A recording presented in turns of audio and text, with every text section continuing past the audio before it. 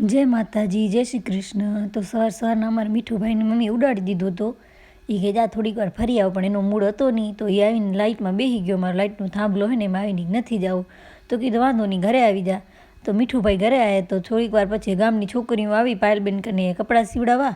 તો આ છોકરીને જો નનકીને મીઠું બહુ ગમી ગયો છે, પણ મીઠું માનતો નથી એટલે ખારી થઈને જાતી રહી.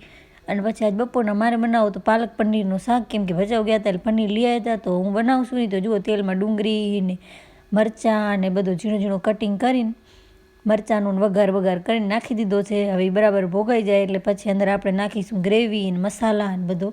તો બધી મારી તૈયારી તો થઈ ગઈ છે. તો આમ જુઓ બનાવ હુરી હવે કેમ થશે. તો આવી રીતના પાલક પીસીને મેં નાખી દીધી છે. તો આજ મારો ભાઈ કે મુસ્કાની કે પનીર લઈ આવીશું. તો પહેલાં તો પનીર ટીકા બનાવો, પણ મેં તો પાલક પડી છે તો આપણે પહેલાં પાલક પનીર બનાવી નાખી. પનીર ટીકા તો આપણે ખાતા જ હોઈએ છીએ. અને વચ્ચે મહેમાન આવી ગયા તેને ચાય બાય બનાવીને ચોરાનું શાકે બનાવી દો, કેમ કે મારા પપ્પા તો ખાય નહીં. એટલે મારા પપ્પા માટે ચોરાનું શાક. અને આ બની ગયો છે આપણો પાલક પનીરનો શાક. તો કેવો બન્યો છે પાયલબેન કે.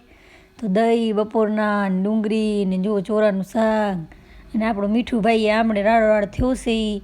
છોકરી આવી હતી કોઈ એને રમાડવા, પણ રમ્યો નહીં ને હવે રાડો થયો છે. એ કે કેમ કોઈ મને રમાડતો નથી, મને તેડતો નથી. મમ્મી એનો વિડીયો બનાવે છે, એકલો બોલે છે રોઈ કંઈક. તો આ વિડીયો તમને ગમ્યો હોય તો લાઈક કરજો.